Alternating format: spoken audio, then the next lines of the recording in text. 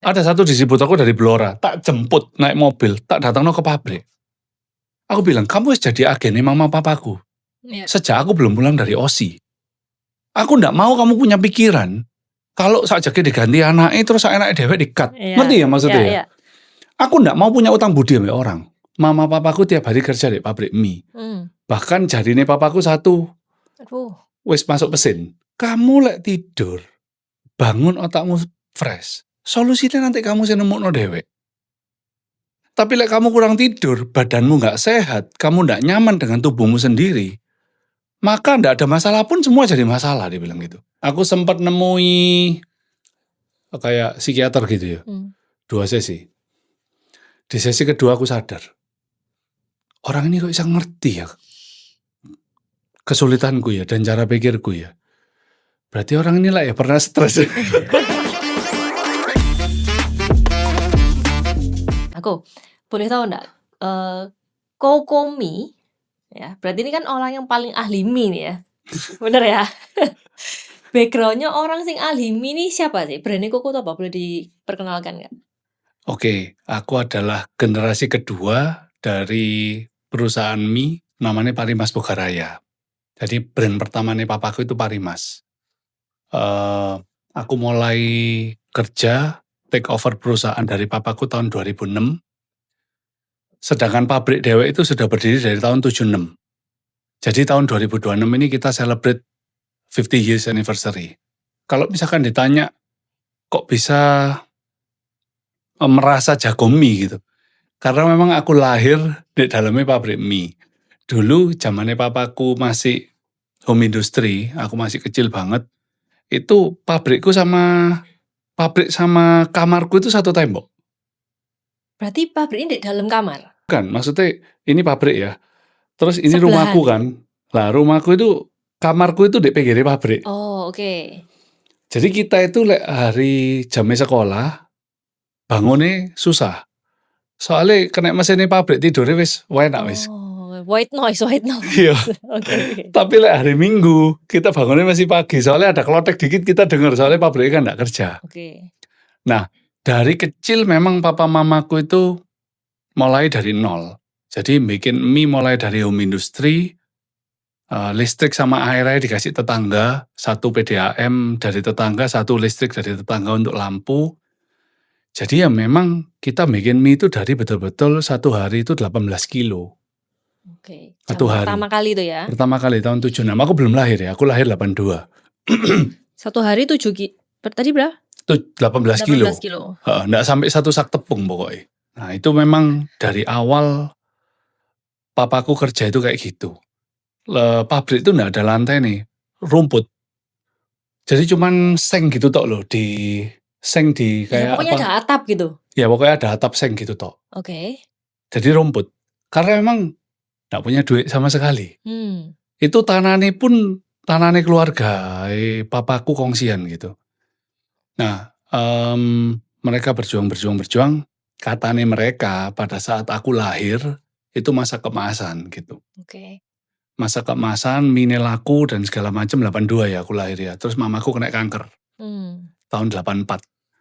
Lah untuk ngobati mamaku kanker ini habis lagi. Oh, oke. Gitu. Jadi kita itu bergelut sama mie itu memang wis lama sekali ya. Dan aku itu melihat mama papaku tiap hari kerja di pabrik mie. Bahkan jarine papaku satu, Aduh. wis masuk mesin gitu. Karena memang papaku kerja sama karyawannya bareng kerja. Lah kita dari awal papaku bikin mie, papaku orangnya kaku, orang totok, orang kolot. Dia selalu ngomong, lek bikin mie itu harus yang paling sehat gitu, harus yang paling sehat, harus yang paling enak. Harus bertanggung jawab terhadap customer gitu.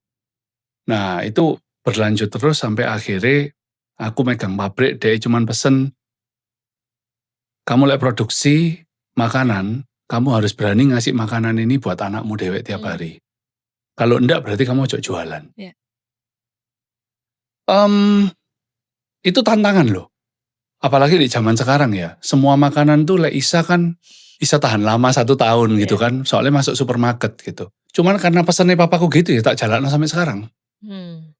Lah tantangan itu tapi buat kita itu jadi pinter, jadi ke-challenge gitu ya, apa carane supaya mandat ini terlaksana tapi aku sik isa survive, Iya. sik isa berkembang. Nggak gampang. Mie kita itu dalam waktu 4 jam sampai 6 jam bau. Sedangkan mie kompetitor bisa tahan sampai 1 malam. Oke. Kan mie itu protein ya, Tia. Iya. Lek misalnya kena air, protein itu pasti bereaksi gitu. Mhm. Gampang bau, gampang kecut. Ya, resiko. Hmm. Banyak komplain, "Wake, mie bola ini nggak tahan, gini."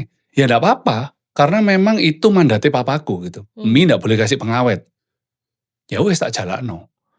Tapi ada beberapa orang yang tahu value ini sehingga mereka believe kalau produknya kita pasti baik, pasti sehat, pasti bertanggung jawab ke customer-e. Ya wis itu customer-ku gitu. Hmm. Nah, dari belajar dan challenges itulah kita akhirnya betul-betul paham mie ini sebetulnya apa, bikin mie yang enak ya apa, bikin mie yang sehat ya apa, kita jadi paham.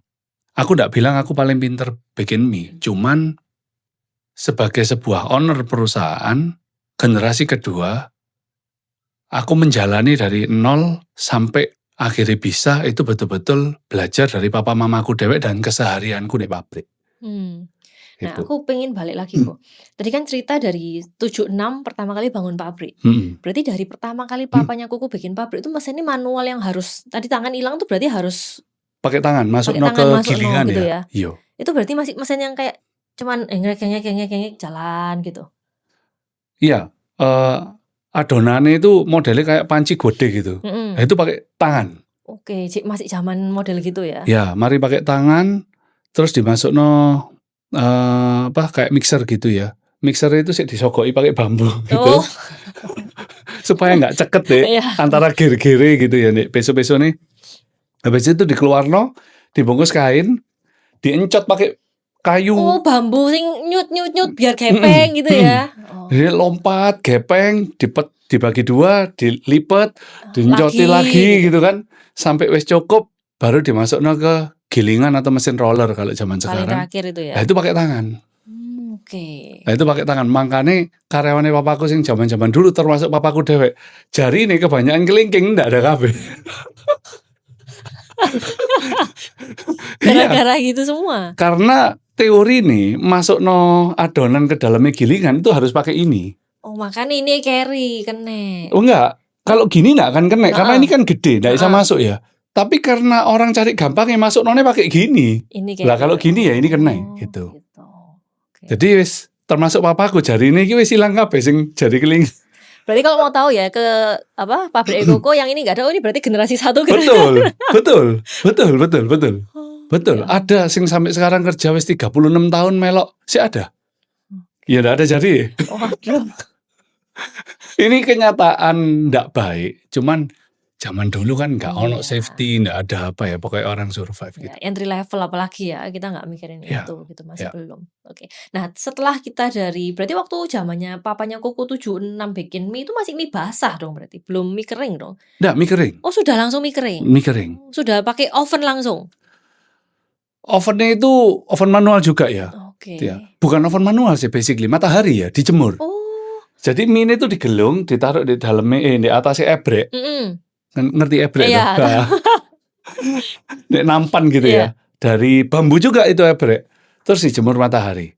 Jadi mie kering.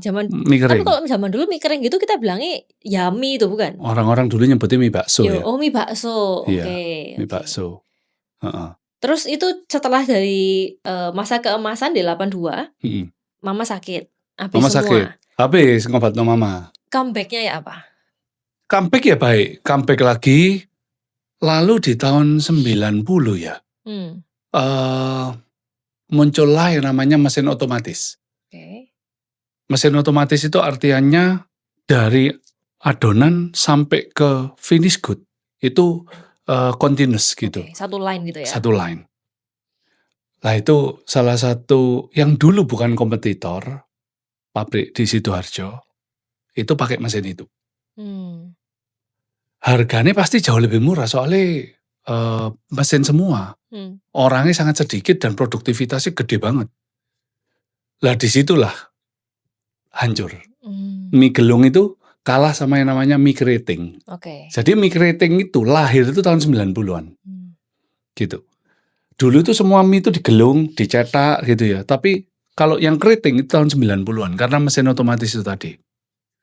Nah, Sebelum aku lanjutin videonya, aku mau kasih info kalau sekarang DO akan bikin membership. Jadi kalian akan dapat apa benefitnya? Kesatu ada emoji dan badge khusus member. Kedua, kita akan ada eksklusif konten yang kalau misalnya kalian nih ngerasa Tia di Reels ataupun di Story bahasnya kurang dalam nih, kita akan ada eksklusif konten juga. Next, yang ketiga kita akan ada Discord. Jadi bagi teman-teman yang kepingin ngobrol sama aku langsung, ya waktu live kalian bisa live chat. Again, live chat for member, kita bisa langsung ngobrol sama-sama di Discord juga. After live-nya ends juga, kita akan save live-nya. Sesi live-nya tetap bisa lihat sama teman-teman yang member. So, silahkan join. papaku nggak punya duit Hmm. untuk beli sampai tahun 95. Sampai tahun 93, sorry. Sampai tahun 93 itu wes omsetnya turun terus. Jadi dia bukan kalah saingan tapi barangnya ke-replace oleh barang lain yang lebih menarik, yang lebih murah. Ya. Kemakan zaman lah ibaratnya gitu. Sampai tahun 93 papaku itu kan belajar tenis ya. Punya teman tenis itu kepala Bank BRI. Dia bilang, "Pak Untung beli dong mesinnya." Loh aku nggak punya duit, dia bilang. Tak kasih duit, tak kasih utang. Loh aku nggak punya jaminan, kata gitu. Terus dia bilang, "Wes kalau Pak Untung nggak apa-apa. Saya berani ngutangi Pak Untung." Waktu itu papa itu dikasih utang, harganya mesin itu waktu itu cuma 200 atau 300 juta gitu ya, zaman itu ya. Tapi uang waktu itu kan Gede. satuan paling gede masih 10.000. Iya. Papaku dikasih utang tuh 1 M Wah, sama bank zaman itu ya. zaman itu. Dibalik no, aku gak bisa make katanya. Dia bilang, "Loh Pak, Bapak beli mesin, Bapak masih perlu dana untuk muter loh. Iya. Lah lek mbok balik no, muternya pakai apa?" Papaku nggak ngerti waktu itu. Ya terus takut kan orang lek nggak pernah utang bank takut lah. Terus akhirnya ya wis lah, duitnya ditaruh, dia kerja no itu mesin, ternyata mesinnya nggak sesuai spek. Soalnya sing dibeli contohnya barangnya Jepang, tapi kita beli barangnya Tiongkok. Mana mungkin beli barangnya Jepang harganya 3 kali lipat dari barangnya Tiongkok. Ternyata gak tepat. Katanya satu hari misalnya habis 6 dream solar, ternyata habisnya 10. Jadi kan kosnya gede. Loh dihitung-hitung, loh kok rugi? Terus papaku ngomong mbak mamaku, apa namanya, ancik-ancik dek kali, kaki basah separuh nanggung, jegur aja sekalian. Jadi beli lagi mesin sing lebih gede daripada yang pertama dibeli. Pakai duit sisa itu tadi. Oke. Lah, orang Tiongkok ini ngomong, "Wis kamu tak buat mesinnya jadi baru bayaran." Oke. Ternyata enggak. Sik baru piro bulan nagih. Jadi papaku beli dolar, dikirim duitnya. Papaku beli dolar, dikirim duitnya. Sampai duitnya entek. Papaku utang be orang, ngirim ke Tiongkok. Mamaku ngamuk. Loh, kamu itu kok berani?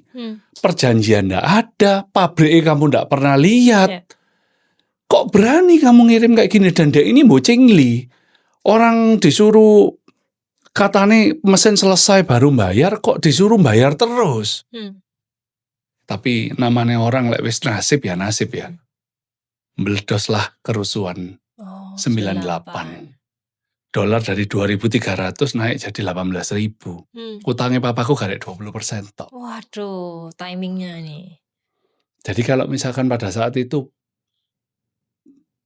papaku ngotot cengli-cenglian dan ndak nyicil bayar, gak kebayar itu mesin. Oh ya, hoki ya. Ngerti ya maksudnya? Ya. Jadi terus aku belajar dari kayak gini-gini ini kan seru ya, maksudnya orang lek ngalah itu belum tentu kalah loh ternyata. Alam semesta itu bisa bekerja untuk bantu gitu. Yeah. Jadi gara-gara itu akhirnya papaku bisa ngelunasi mesin itu karena utangnya sisa dikit. Tapi kalau dia nunggu mesinnya datang baru dia bayar, gak kebayar itu mesin. Gak cukup wisan ya. 8 kali lipat harga dolar waktu itu. Gak cukup duitnya, gak ada. Dan utang bank kan bunganya sampai gila-gilaan waktu itu.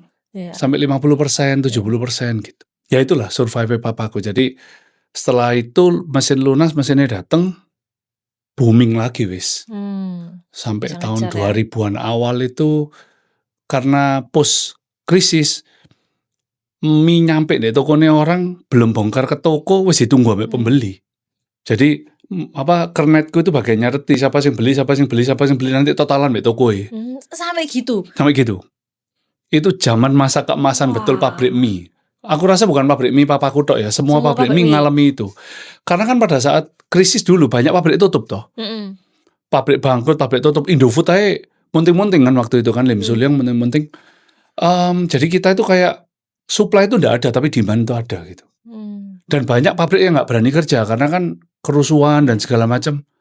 Kita di kota kecil ya kerja aja kan urusan gitu. Jakarta mungkin yang nggak kerja, tapi justru itu rezeki buat kita. Nah itu buanter wis. Wah, hoki yo. Yo, aku ngomong mbak papaku, berarti itu hoki ya Pak ya? Iya, itu hoki. Cuman lek pikiranmu menang kalah terus, maka hoki gak bisa datang. Kamu harus berjuang terus. Hoki itu datang bagi orang yang berjuang dan punya etiket yang baik. Oke. Ya aku tak turuti aja gitu. Meskipun itu artinya kita harus sering banyak ngalah. Harus sering banyak ngalami yang namanya bocengli itu tadi. Tapi dengan hati yang besar, DI sangat atasi. Tapi kalau tadi dibilang, pertama kali beli mesin yang tadi Koko pakai perumpamaan, solarnya pakai 6 jadi pakai 10. Terus kan akhirnya ganti yang baru. Itu supplier yang sama atau beda? Sama. Supplier yang sama? Iya. Cik percaya itu Papa? Aku nggak ngerti dia itu mikir apa udah.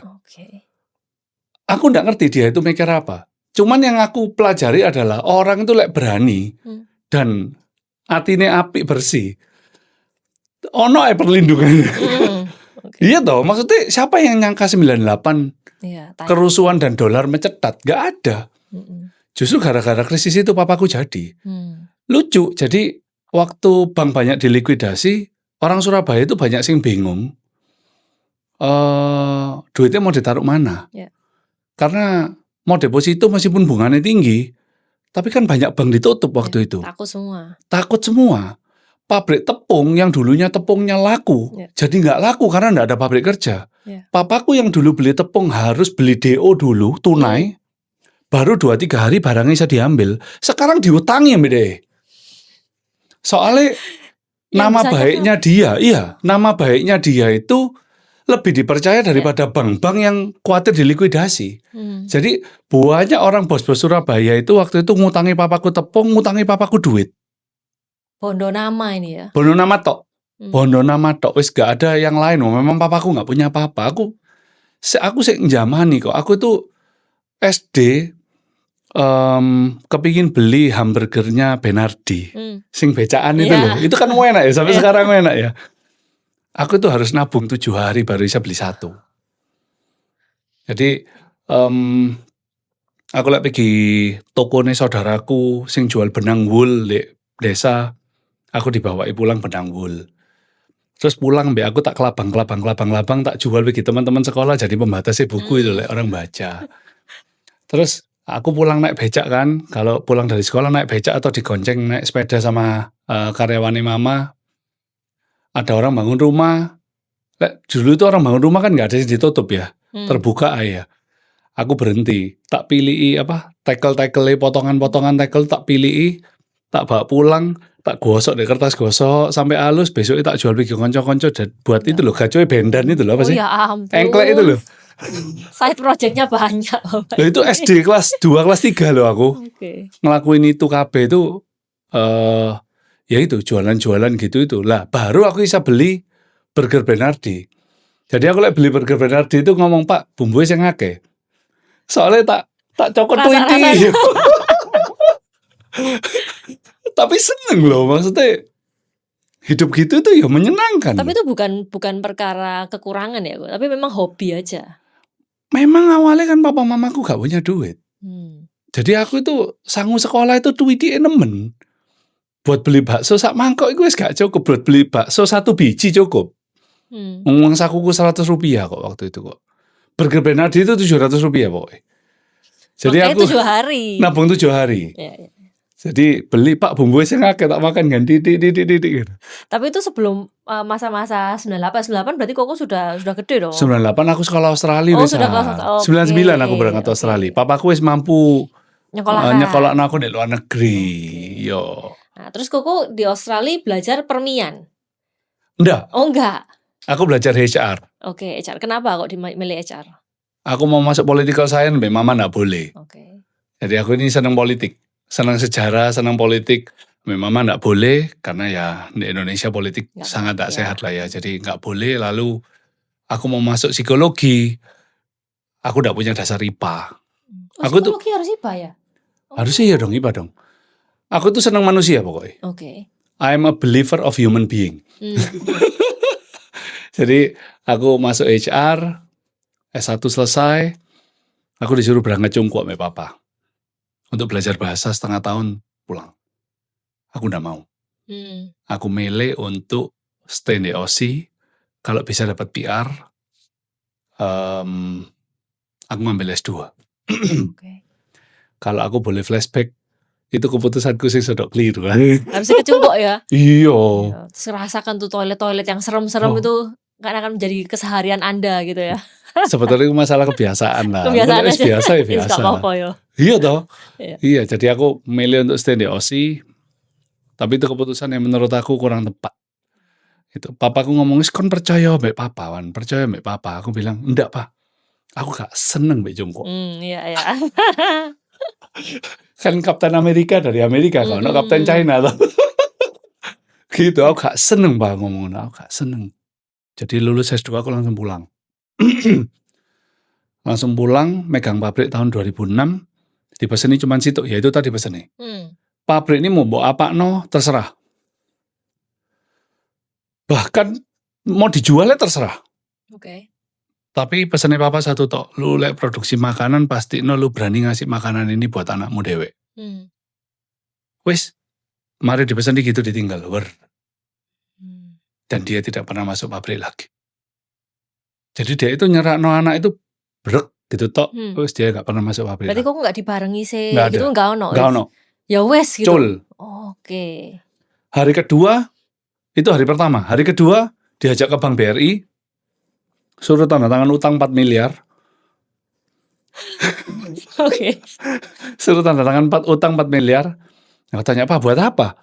Loh, kamu lek wis tak bondoni pabrik, terus tak bondoni uang, anak kecil ya bisa. Gak harus lulusan Australia S2, dia yang bilang gitu. Utang ke bank, ini untuk mutermu, itu untuk modalmu. Loh, mateng kon. Kok ngutang? Loh iya. Ya wis, tak tanda tangan utang. Dan aku baru tahu, ternyata utangnya papaku bukan 4 miliar. Wah, kayak hampir 20 M. Oke. Termasuk itu juga blek disuruh Koko selesai no? Dia nggak nyuruh. Oke. Dia nggak nyuruh. Oke. Dia tidak pernah membebani anaknya dengan apapun. Dia nggak nyuruh. Cuman, ya kita sebagai anak sih megang pabrik ya. Utangnya siapapun ya harus dilunasi kan gitu toh. Tapi papaku utang bukan buat mainan loh. Ya buat invest, beli juga. tanah, beli ini ya. Aku sih ingat kok, tahun 2006-2007 itu bayar bunganya bank tok uang zaman itu 280 juta Zaman per itu bulan. yo. Soalnya bunga bank waktu itu kan 16%. Kan nggak kayak sekarang 8%, dulu 16%. Rupiah inflasinya kan selalu 2 digit waktu itu, jadi bunga bank tinggi sekali. Lah itu aku, terus aku 2007 disuruh nikah sama mertuaku. Jadi wis megang pabrik baru, utangnya akeh, disuruh nikah. Dan aku pacaran, istri kan gak pernah pacaran, betul-betul pacaran, kan long distance terus, pacaran 6 tahun. Aku di Aussie, dia di Surabaya. Iya. Campur tumpek blek. Rencananya tahun pertama gak bikin anak dulu, di bulan ketiga jadi. Waduh, jackpot semua ya. Itu 2007 itu tumpek blek wis. Ya itu, stres. Aku mau track back sedikit. Papa kan ngasih nama pabrik ini ke Koko. Tapi apakah ini berarti company punya atau kenapa kok Koko? Apa ada saudara-saudara lain? Koko nggak mau. Oh, berarti Koko 2 bersaudara. Ya. 2 bersaudara. Koko nggak mau. Nggak mau. Karena lihat utangnya akemo gitu. Oh, enggak. Jadi kita itu nggak pernah ada masalah dengan namanya utang. Oke. Cuman apa ya? Aku nggak mengendorse utang itu menjadi kesulitanku. Oh bukan.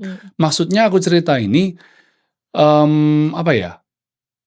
utang itu sebetulnya gak apa-apa juga kok, kalau memang buat Terukur usaha ya. kan. Lek kokoku gak mau memang, soalnya dia merasa pabrik itu kotor, panas, soro ngurusi orang akeh gitu-gitu lah. Oke, stylenya beda ya. Beda, aku sama kokoku beda. Oke, berarti Gitu. kokonya Ko Wawan keluar bikin bisnis sendiri. Ya, waktu itu Oke. dibuka dealer sepeda motor. Oke, I see. Itu. Terus Koko yang menghandle pabrik. Aku yang handle pabrik dari awal, sih bantu di pabrik dari awal aku. Oke, di 2027 Koko ketumplekan semua. Hmm. How to survive periode itu. Sempat stres. Aku sempat nemui kayak psikiater gitu ya. 2 sesi. Di sesi kedua aku sadar. Orang ini kok bisa ngerti ya kesulitanku ya dan cara pikirku ya. Berarti orang ini lah ya pernah stres. Terus aku mikir, berarti sebetulnya kan gak ada apa-apa ya. Ngapain aku di sini? 2 sesi itu aku pulang. Oh, oke. Aku gak perlu iki. Oke, berarti Koko merasa tidak menjawab. Enggak. Bukan gak menjawab. Cuman manusia itu sebetulnya kalau mau duduk dan berpikir dengan tenang dan jernih. Sebetulnya masalah hari ini itu cukup hari ini kok. Kamu panik, kamu stres, kamu jengkel, kamu marah, kamu benci, kamu dengki, nggak akan merubah hari esokmu. Kayak orang misalnya takut be kucing, ya takut aja be kucing. Kucing nggak gigit, tapi takut. Orang takut be setan, pernah lihat setan tak? Gak pernah, loh kok bisa takut? Lihat aja gak pernah toh, tapi kan takut. Dan perasaan takut itu kan nyata ada. Ya gara aku terus duduk, kan apa-apa iki, kerja aja. Oke. Iya toh? Terus aku tak petakan, apa yang harus tak lakukan? Utang segini, penghasilannya pabrik segini. Ini jelas minus. Ya wis, tak data asetnya papaku kabeh jebret, aset mana yang gak produktif tak jual. Oke. Jual sampai utangnya turun sampai sustainable. Aset yang bisa tak olah, tak jadiin perumahan. Oke. Tak jadiin perumahan, tak jual, otomatis kan balik duit ya dia. Motor ya. 2010 tak lunasi kabeh utang. Oh, 3 tahun nih ya berarti. 3 tahun setengah. 3 tahun setengah. 3 tahun setengah. Tapi ya itu aku 3 tahun setengah 2006 sampai 2010 itu kepala tak taruh dengkul tak taruh kepala. Aku kerja jam 7 pagi 11 malam, aku makan di pabrik, makananku diantar istriku ke pabrik. Tapi apakah tadi kan Koko sempat ngomong jengkel, dengki dan lain-lain. Berarti itu sebenarnya yang paling benci ini apa sih yang terjadi? Bukan aku yang benci. Maksudnya aku cerita bahwa segala hal yang negatif itu kalau dibuat overthinking, ya orang stres. Problemnya apakah di 2007 waktu Koko nikah itu problem terbesar adalah utang memang? Yang bikin jadi kayak semua ya stres dia. Nikah itu awal-awal kan ya susah ya, karena kita kan gak pernah punya pengalaman nikah ya. Bukan nikah kan indah-indah, happily ever after gitu. For some people bisa gitu ya, puji Tuhan lah. Aku ya gak iri kok. Timingnya mungkin waktu itu ya. By the end of the day aku ya happily ever after gitu. Cuman waktu itu memang struggle. Company struggle, pernikahan struggle, jadi anak, papa mama sakit. Wih. Kabeh numpuk. Wah iya. Ya. Cuman sebetulnya gak ada apa-apa kok. Ya, tapi kalau aku tadi bilang ke psikolog ini, again, kan kita lagi ngobrol-ngobrol nih aku ya. Kalau aku, yes, lately itu aku juga ke psikolog, sering ke psikolog juga gitu. Sebenarnya itu bukan, ini kita diskusi ya, nggak ada yang benar, nggak ada yang salah gitu. Waktu aku ke psikolog tuh, dia itu nggak ngasih jawaban, tapi dia itu kayak kan, karena kita tuh kan stres seperti yang kau ngomong, wah gitu, jadi kayak acak-adut. Dia itu bantu ya aku untuk dia sabar, relax dulu, kamu di atasnya perasaan kamu atau di atas stres kamu, kelompok no satu-satu. Nah setelah di kelompok no, aku baru kerasa, oh alah ternyata ingin itu lah. Iya. Itu toh. Betul. Jadi cuman perlu dikategorikan aja masalahnya sebenarnya kan. Aku kan punya mentor ya, pendetaku yang di Australia, namanya Pak Agus Raharja. Beliau udah almarhum. Waktu aku stres, aku telepon dia, aku bilang, aku balik Australia Marium. Aku tak kerja sesuatu nih, kono jadi profesional, bayaran 50.000 sampai 70.000 dolar per tahun. Aku masih gak suge-suge nemen, gak apa-apa wis gitu. Terus dia ngomong gini sama aku, ini orang luar biasa ya. Dan dia itu dulu direkturnya PT Lami Citra Nusantara. Kalau yang tahu, yang punya hotel Tunjungan, Oh, oke. yang punya jembatan Merah Plaza, orang kaya zaman lampau itu. Dia ngomong gini dong ya aku, Wan, tutupan teleponnya, tidur. Loh, ngomong, oh maksudmu apa? Kasih aku solusi. Enggak, tidur. Kamu lek tidur, bangun otakmu fresh. Solusinya nanti kamu sih nemu dewek. Tapi lek kamu kurang tidur, badanmu nggak sehat, kamu nggak nyaman dengan tubuhmu sendiri, maka nggak ada masalah pun semua jadi masalah, dia bilang gitu. Tidur. Biar alam bawah sadarmu sama Tuhanmu bekerja buat kamu. Kasih ono tubuhmu sama Tuhanmu kesempatan untuk kerja buat kamu. Stop fighting, sleep. Ya apa cara tidur om? Gak bisa tidur, aku dulu tidur jam 4 pagi, jam 5 pagi. Gaya tidur om. Ya justru kamu gak bisa tidur. Orang yang paling butuh tidur adalah orang yang gak bisa tidur. Tidur om. Aku, om gak perlu ke psikiater, kini kasih ono aku masukkan firman Tuhan, tapi gak ono deh. Tidur gitu ya? Tidur om. Kamu cuman perlu tidur ya, ngomong gitu. Ya wis itu. Sing dilakokno. Jadi actually we create our own problem. Ya. Otak kita ini didesain untuk takut berlebihan, seneng berlebihan, sedih berlebihan, khawatir berlebihan, benci berlebihan, dendam berlebihan. Semuanya berlebihan. Gitu loh. Makanya orang itu kan ya, butuh yang namanya mentor, butuh yang namanya agama, butuh yang namanya apa. Sebetulnya kalau diambil sisi positif semua ini baik. Ya, cuman berlebihan ke agama juga akhirnya nggak baik. Pokoknya segala sesuatu yang berlebihan menurut aku nggak baik sih. Semuanya harus balance semua gitu ya. Angel lah mau balance lah. Angel lah. Cuman menurut aku ya apa ya, buka wawasanmu seluas mungkin sehingga kamu itu jangan bodoh. Agama ya agama, Tuhan ya Tuhan. Tapi bagian kita lakokno. Tapi lek kita wis mentok ngelakokno bagian kita, tidur. Ya. Rest. Biar mereka yang kerja, tugas kita sudah selesai gitu. Selesai. Nah, tapi kalau aku tadi lihat ya, kan Koko ini kan orang yang suka sejarah, suka human gitu, interaksi manusia. Hal apa sih yang paling bantu Koko selama Koko kerja bisnis mie gitu? Pabrikku sampai sekarang sistemnya masih sangat kekeluargaan. Oke. Karena memang aku orangnya seperti itu. Jadi hari Senin kemarin aku main pedal sama anak-anak kantor. Karena aku enggak pernah merasa aku harus siapa yang tahu pergi pabrikku ya? Enggak tahu. Jesus pernah. Aku bahkan enggak punya ruanganku dewe. Oh, gak ada ruangan atasan gitu gak ada? Ruangan direktur gak ada.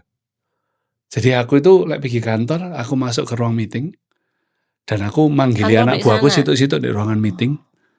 Dan ruangan meetingku itu full kaca. Jadi dari luar kabeh orang bisa lihat aku, dan aku bisa lihat mereka. Gitu. Yaitu aku. Nah, kelebihannya apa? Aku kerja itu kayak kerja sama dulurku dewek gitu. Aku melihat karyawanku itu jadi gak kayak musuh. Tapi kayak koncoku dewek gitu. Lah kita kerja kayak ambek konco otomatis seneng yo. Ya enggak lah kok. Bukan, maksudnya itu maksudnya itu malah enggak yo kok yo. Bukan. Yo kan karakter beda-beda. Aku kan enggak bilang aku yang terbaik. Oh iya. Ini caraku. Jadi aku misalnya sumpek gitu yo, ambek kepala-kepala divisiku ngono. Sumpek. Ayo nang omahe. Dolen nang omah. Dolen di rumah. Bakar-bakar daging, bakar-bakar seafood, makan, minum. Pokoknya happy-happy ya. Itu aku ambek orang-orangku. Aku enggak merasa awkward atau gimana sama mereka. Dan mereka udah terbiasa gitu sama aku. Loh kok nanti gak kurang ajar gitu no? Ya nyatain enggak. Nyatanya enggak. Cuman itu aku loh yo.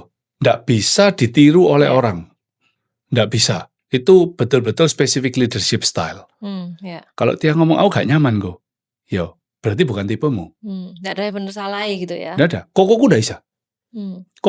Jadi kokoku itu Pasuruan lagi nganggur, aku ditelepon ndak ada, sing ditelepon adalah orang-orangku untuk barengi dek. Oke. Soalnya orang-orangku bisa get along sama siapapun gitu. Apakah ini kelebihan? Bagi aku iya. Apakah ini kekurangan? Ya pasti ada. Pasti ada. Otomatis kita kan gak tego, Ya. Subjektif. lebih mikir lebih panjang kalau Iya. mau membuat keputusan sing efeknya sodo gak enak. Iya. Itu pasti ada. Senioritas itu akhirnya terasa banget. Iya. Ya itu resiko. Kan nggak ada sistem manajemen yang terbaik, nggak Tapi ada. menurut Koko untuk bisnis Koko itu lebih jalan gitu ya? Selama aku yang mimpin. Oke. Perkara nanti penggantiku siapa, punya sistem yang lain, monggo silahkan. Nggak apa-apa. Tapi culture perusahaanku tetap tak jaga. Nah, tadi Koko sempat ngomong, anak-anak ini kan juga nggak pasti jadi suksesornya Koko the next kan. Apa yang menjadikan, oke, kamu berhak duduk di sini, kamu nggak berhak di sini? Sing nomor satu dia harus cinta mbak pabrik. Oke. Karena cinta terhadap perusahaan itu adalah modal utama orang untuk bisa maju. Mikirnya yang diutamakan prioritas adalah perusahaan gitu ya? Termasuk cinta duit. Iya.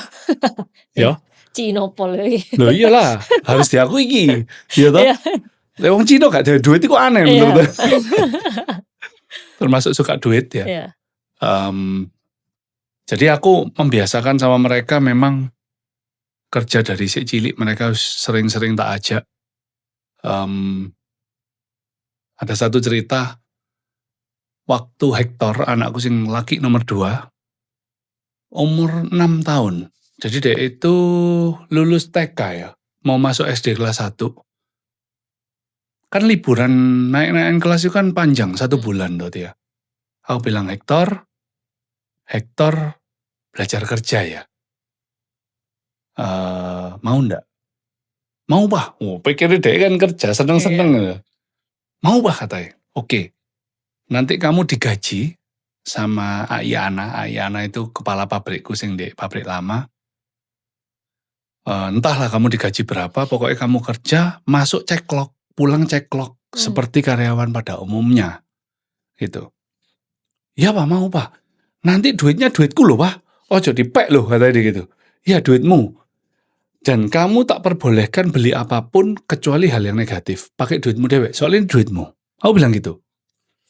Ya Pak, kamu mau beli apa? Beli PlayStation katanya dia gitu. Aku mau beli PlayStation Pak. Oke, tapi mainnya cuma Sabtu Minggu tok ya. Tetap gak boleh hari biasa main PlayStation. Oke Pak, ini arek SD naik ke kelas TK naik ke kelas 1 SD ya dia. For the record ya. Kerja deh dia. Kan pabrikku itu masuk 6:30 pagi. Kerja, jam 5 pulang. Langsung tidur. Tepar deh. Mampus. Pada waktu aku nyuruh dek kerja itu ya, karyawanku di pabrik itu ngerasani aku, anjane Cino gendeng. Anak sik cilik dikongkon kerja. Mamane wis kuatir tok. Bapakku ngamuk mbek aku. Aku ngomong mbek papaku, paling biyen papa melarat loh. Papa biyen didik aku ya kayak ngono loh. Kenapa sekarang aku punya duit? Aku ndak boleh didik anakku caranya papa dulu. Apa? Wong buktine papa ngedidik anaknya berhasil loh. Dua-duanya masih duduk nomor 1 tapi termasuk wis cukup settle gitu kan. Wis biarno Pak. Dia kerja. Hari kedua, dia pulang nangis. Dia ngomong mbek mamae, badanku remek, Mak. Jaremi kabeh lho. Soalnya dia iku angkat-angkat mie, angkat-angkat tepung. Arek cuwili iku, angkat-angkat mie, angkat-angkat tepung. Ternyata mbek karyawanku tuh difotoi dan fotonya tuh disimpan gak dikirim ke aku. Wih, arek iku sampai tua sampai dimandeni ambek customer-customerku dek Pasuruan gitu. Dia tak suruh nyeles gitu loh, keliling jualan mie gitu loh. Melok sales, melok mobilnya sales. Dia nangis, dia bilang, Ma aku gak mau kerja lagi. Aku capek. Dia digaji 40.000 per hari. Aku capek, badanku remek, kata dia gitu. Mama yang ngomong be aku. Ya apa iki arek meneh kerja gak? Loro lho, ngene gitu. Aku bilang wis tak biarno. Dia diem, dia tidur, bangun tidur tak pas samperin. Hector, malam ini. Hector sakit ya? Iya Pak. Oke. Papa cuman mau cerita ya. Hector jangan merasa tak paksa, tapi Papa kepingin Hector mikir dan merasakan. Ya apa-apa katanya. Aku bilang, Hektor lek besok nggak kerja, makanan di meja makan itu tetap akan ada makanan untuk dimakan. Hmm. Tapi kalau Pak Sahlan itu anak buahku yang tak titipi Hektor.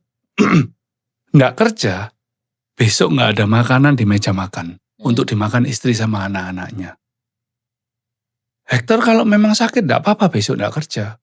Tapi menurut Hektor, kalau Pak Sahlan yang sakit kayak Hektor, dia tetap kerja atau enggak? Demi untuk makanan di meja makan. Wes, Hektor tidur roh, lek memang capek, besok nggak usah kerja. Sejak saat itu dia bangun jam 5 pagi. Wah, lanjut kerja ini berarti. Kerja. Sampai hari ke 14-15an, pokoknya dia terima duit itu 700.000 atau aku lupa ya. Pokoknya duitnya sudah akeh.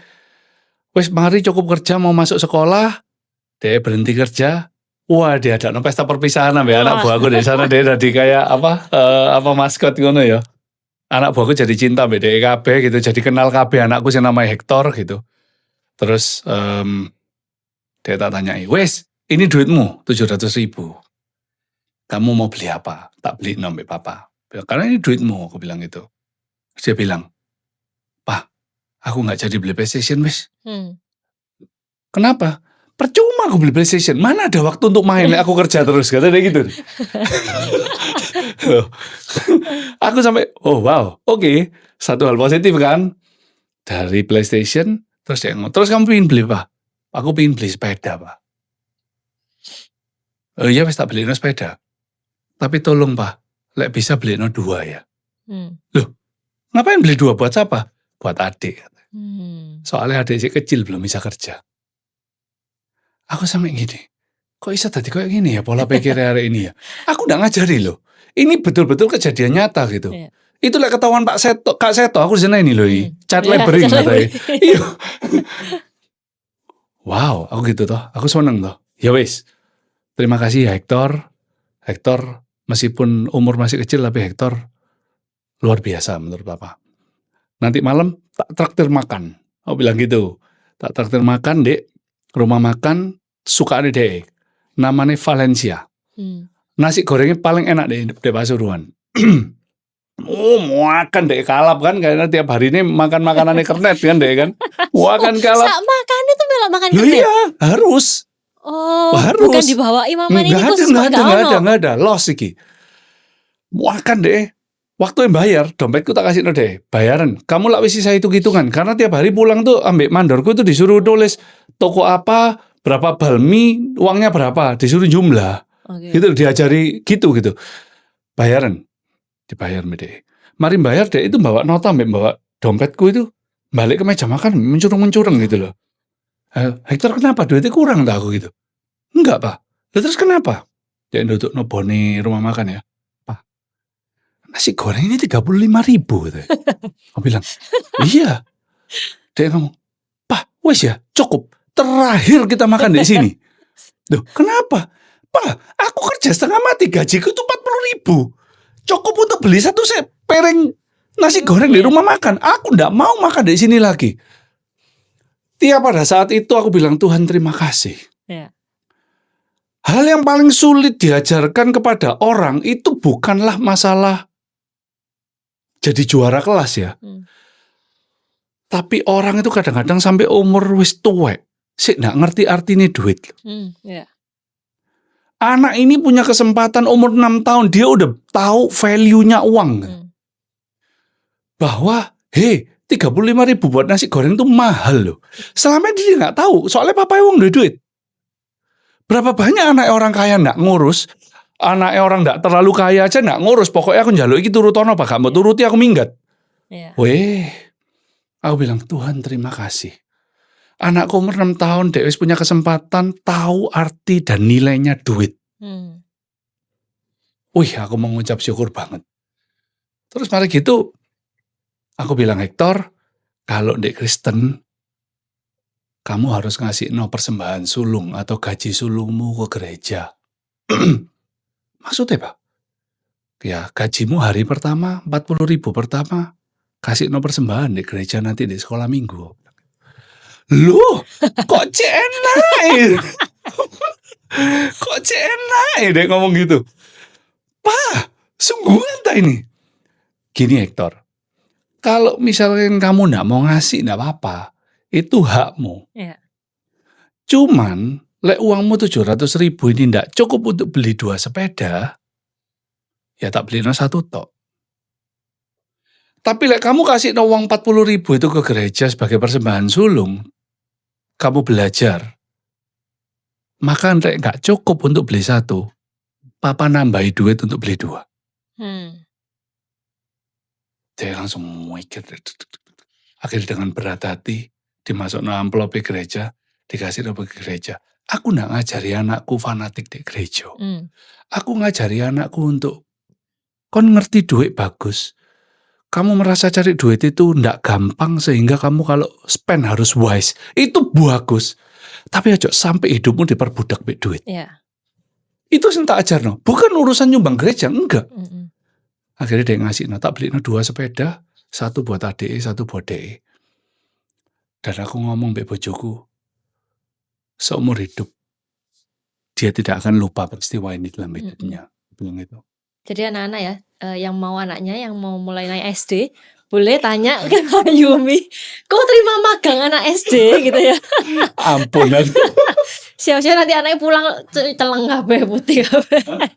Aku apa ya, maksudku orang itu forget kok. Iya. Orang itu lupa kok. Kalau orang Eropa itu dulu jajah dan bunuh banyak orang. Mereka tahun itu Eropa itu keren, bersih. Orang itu lupa kok.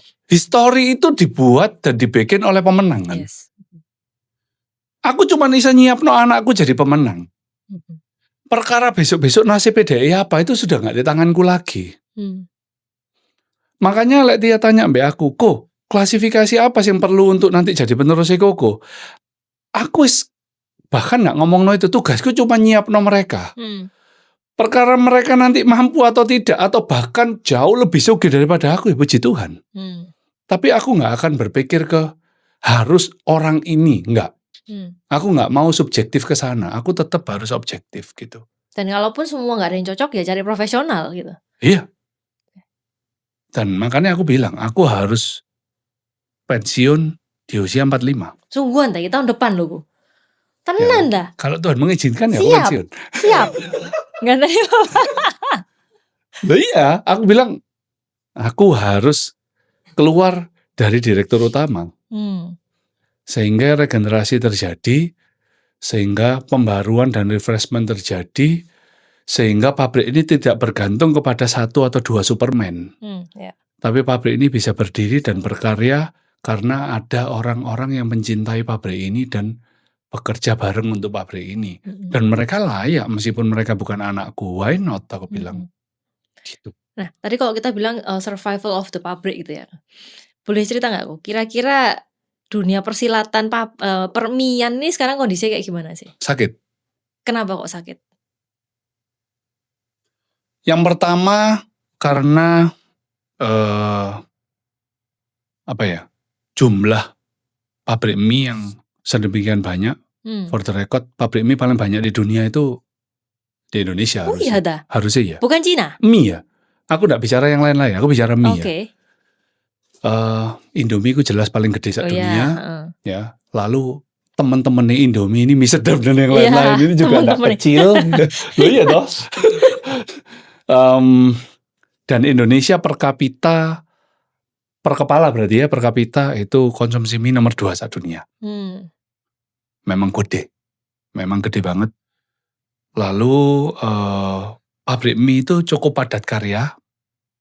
Jadi teknologi sampai sekarang belum bisa betul-betul nge-replace padat karya ini, sehingga negara-negara maju nggak ada yang interested bikin pabrik mie. Mie itu padat karya. Bukan yang Koko bilang tadi otomatis langsung jalan semua. Otomatis, tapi begitu sampai mesinnya nggak sesempurna itu ya sampai sekarang ya. Meskipun beli di Jepang pun nggak sesempurna itu gitu. Jadi lalu kebiasaan dari, kan pabrikku ini base-nya kan mie, kayak orang ibaratnya sebutnya mie telur ya, mie kering ya. Sekarang kan semuanya semakin instan. Nah, sedangkan mie kering ini kan barang B2B. barang yang harus diolah lagi jadi Iya. mie goreng, jadi nasi goreng mawut, jadi apa gitu kan, jadi kondimennya bakso kan gitu. Lah sekarang yang begini-begini ini industrinya kan turun kabeh. Mm-mm. Yang naik adalah industri barang-barang instan. Iya. Nah, jadi mie instan memang sangat cukup merajalela beberapa tahun terakhir, berkembang luar biasa sampai semua orang maklun dan bikin mie instan. Namun balik lagi, gaya hidupnya orang itu kan berubah-berubah terus. Seperti waktu itu kita diskusi ya, Tia ngomong be aku dengan adanya Gojek, Iya. dengan adanya Shopee Food dan segala macam, convenient itu tercipta. Orang yang dulunya kalau lapar cari bakso, sekarang dia tinggal order dari aplikasi Gojek, Gojeknya datang, Shopee-nya datang. Itu juga pasti pengaruh juga. Itu pasti pengaruh juga. Lalu ada pergerakan dari dunia kesehatan yang banyak ngomong bahwa mie itu nggak sehat dan segala macamnya. Jadi seakan-akan mendadak kayak tepung dan mie itu jadi musuhnya banyak orang gitu. Iya. Itu KB pengaruh. Jadi kalau kita lihat pabrik mie kering di Indonesia 20 tahun terakhir nggak ada yang baru. Nggak ada yang baru. Dari dulu pemainnya ya itu. Nggak ada tambahan pemain baru sing gede sing apa, nggak ada. Dari dulu ya wes brand itu tok untuk mie. Karena memang industrinya mengecil. Ini kan aku cerita mie kering ya, atau mie telur gitu. Nah, tapi mie itu kan akeh. Sekarang muncul mie non gluten lah, ada muncul mie instan sehat, dan ini dan itu. Jadi akhirnya kita main diferensiasi banyak gitu. Lalu tapi faktor nomor satu yang paling menyakitkan itu sebetulnya adalah di Indonesia pada khususnya menjamurnya minimarket dan modern trade yang nyerang sampai ke desa-desa. Itu membunuh dan makan banyak omset di pasar tradisional. Jadi kalau kita ke pasar tradisional sekarang kita survei, mungkin dia kalau pengen coba, aku yang terakhir itu ke Jogja, masuk ke pasar Godean namanya, pasar paling gede di Jogja, pasar Godean, aku masuk jam 7 harusnya rame-rame di pasar ya. Ibu mari nganter anak sekolah terus ke pasar kan. Jam 7 pagi aku datang ke pasar Godean, di dalamnya pasar itu pedagang itu karaokean dia. Sepi. Saking sepi ini karaokean, jadi buka ada tuh persewaan karaoke, jadi karaokean nyanyi gitu. Matengon. Pasar tradisional itu sehancur itu loh di Indonesia sekarang. Karena apa? Setiap 200 meter ada minimarket. Iya. Ada minimarket. Dan pada saat minimarket ini membesar, skala dia gede, purchasing power dia gede, bargaining power gede. Dulu minimarket yang dibilang orang-orang mahal, sekarang nggak mahal lagi. Iya. Karena mereka minta support dari prinsipalnya yang diteken supaya mereka bisa jual murah. Iya. Sing dianakno memang customer. UMKM mati. Iya. Lah sedangkan mie kering itu pasare 90% tuh di UMKM. 90% tuh di pasar tradisional. Makanya aku bilang pasar mie kering ini mengecil. Jadi bukan gara-gara kualitas kita salah atau gimana, bukan. Tapi memang pasarnya yang mengecil. Nah pada saat pasar mengecil ya otomatis kita rebutan kue dengan kompetitor. Ya orang kan semua pingin survive. Ya itu. Itu yang sedang terjadi. tidak baik-baik saja. No. Dan aku nggak pernah expect untuk akan kembali ke zaman itu lagi. Kalau aku expect itu ya mati aku. Berarti cara Koko survive adalah yang bikin Ayumi, bikin diferensiasi Betul. itu tadi ya. Aku harus bikin produk sing isa masuk nih minimarket itu. Ya. Since sekarang jembatan paling kuatnya dia ya kita masuk ke sana. Betul. Gitu. Distributornya mati kabel loh. Iya, distributor mati semua. Mati. Kalau saya ini gimana ini tolong? Duh, kamu kan urusannya ekspor, impor. Agak beda, eksklusivitas. Tapi distributor consumer good banyak yang collab. Tapi kemarin tuh aku juga ketemu sama satu temenku. Ini interesting ya. Ngomongin tentang distributor, mungkin banyak teman-teman yang nonton juga distributor gitu ya.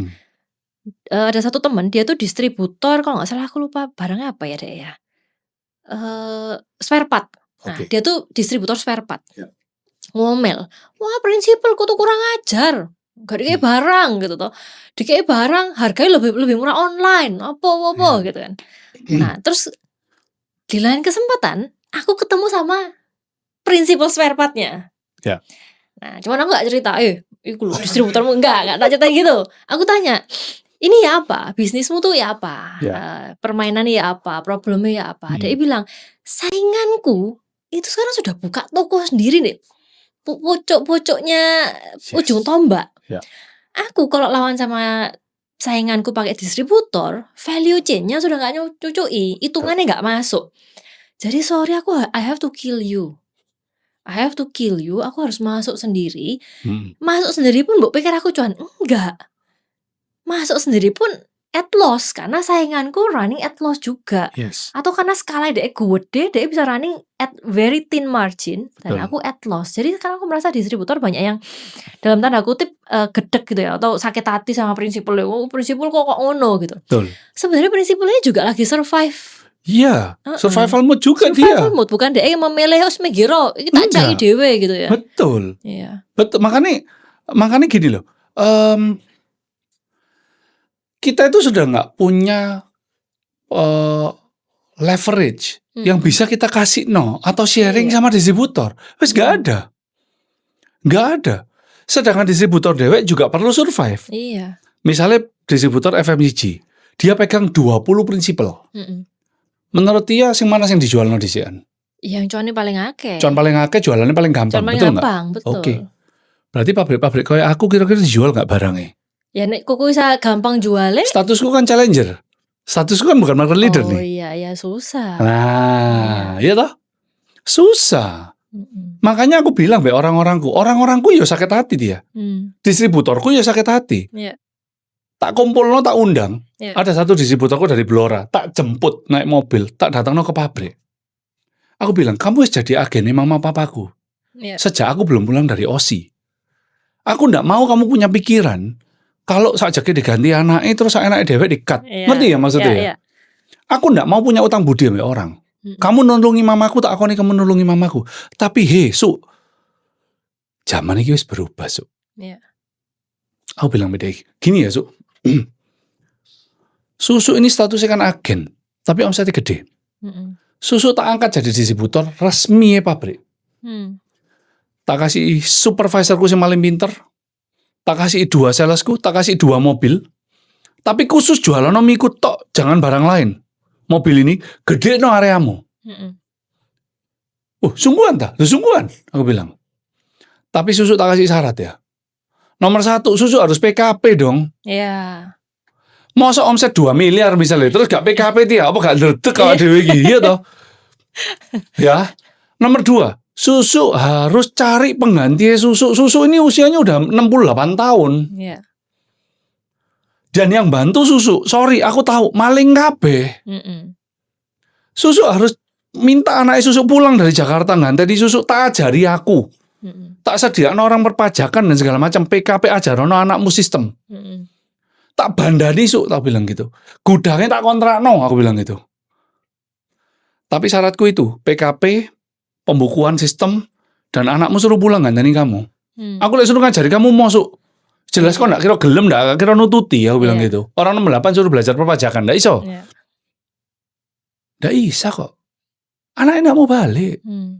Dan dia ndak mungkin bisa. Aku tuh sudah pernah ngelakuin itu dia, kurang opo aku iki. Sampai jarene manajerku, kok awan iki gendeng. Ngangguran. Loh bener toh, jare kamu ae ngangguran. Lek koles pasti ngangguran, aku ro. Iya.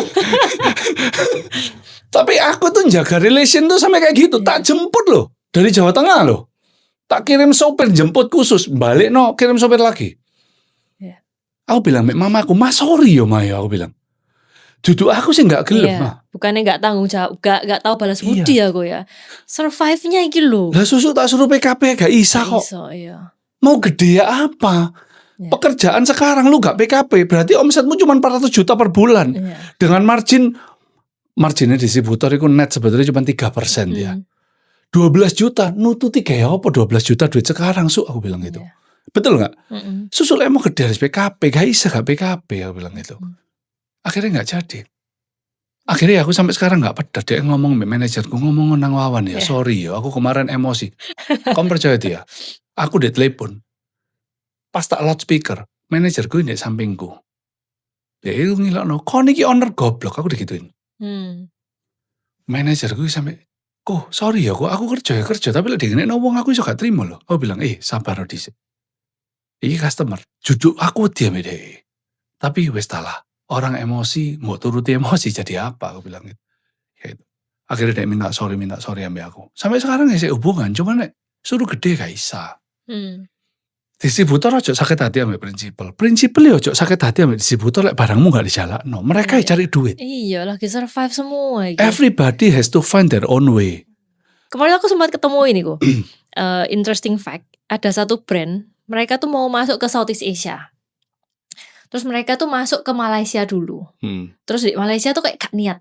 Ya isu-isu lah, anggapannya ya nyoba-nyoba gitu. Terus ditanyain, loh kamu tuh sebenarnya apa di Malaysia kok not doing really good gitu. Yeah. Oh di Malaysia itu kita coba-coba. Kalau misalnya Malaysia tuh menerima serapan itu dengan bagus, the big game is Indonesia. Yeah. Malaysia tuh cuma trialnya doang. Yeah. Mereka merasa gitu, kalau ini budaya Malaysia mau nih ya barangnya mereka, wah Indonesia is the next. Wah tinggal dientekno ya, karena kita masih produktif ya kan. Betul. Manusia terus beranak terus, which is mereka kan seneng. Setiap kali aku meeting sama orang Cungkok ya, nggak peduli mereka tuh brand apapun ataupun belum masuk ke sini, cuman datang ke sini untuk lihat-lihat toh.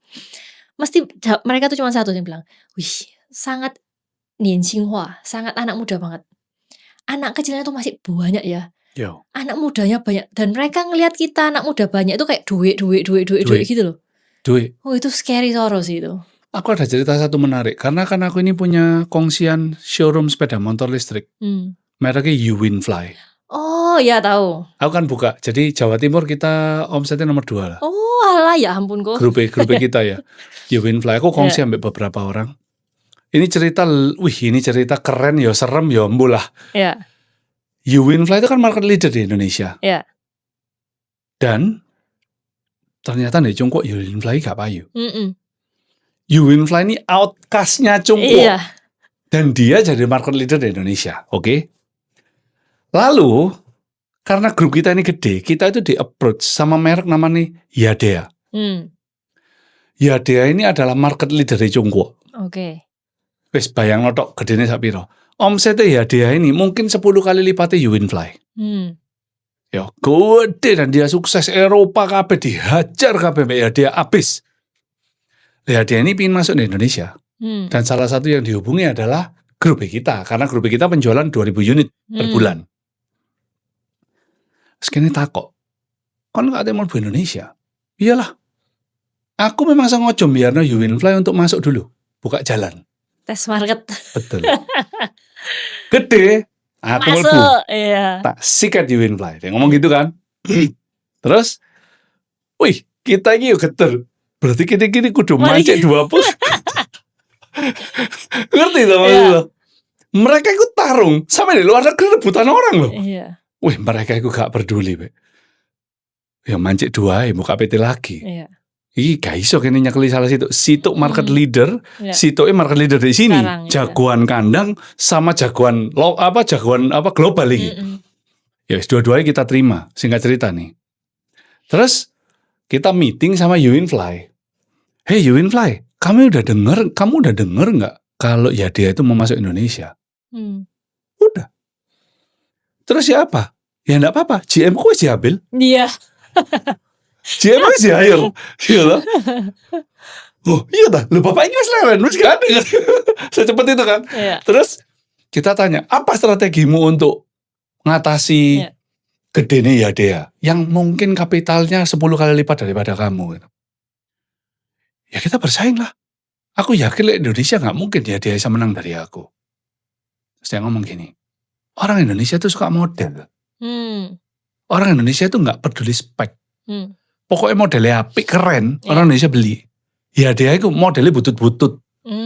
Kamu lihat skuter di Cungkok kan welek-welek ya. Oh iya, ya. kotak-kotak. Iya welek-welek toh, lampunya bulat gitu. Iya. Di sini kan keren wisan. Iya. Ngevi ngono kan. Oke, terus ini kita bulan depan mau meresmikan pabrik kita yang paling gede, kita mau hajar pasar Vietnam. Terus kita gini, cekot-cekotan loh. Saya Vietnam itu gak salah kan? Kacek titik, langsung Cungkok. Yang dimana kalah? Iya. Ya dia pasti market leader di sana kan? Iya. Mereka buka pabrik paling gede dan lebih gede daripada pabrik sini di Indonesia di Vietnam. Oke, untuk masuk market Southeast Asia nih berarti ya? Gak ada takut. Gak ada takutnya sama sekali. Gak peduli lu 10 kali lipat, gak peduli lu apa. bagi mereka bisnis pasti ada celah. Hmm. Iku lho sangare. Itu loh, aku sampai gini hati saingan mbek mereka iki berat. Iya. Mau join mereka apakah kita layak gitu ya? Ya wedi sih. Wedi ya. Wedi sih.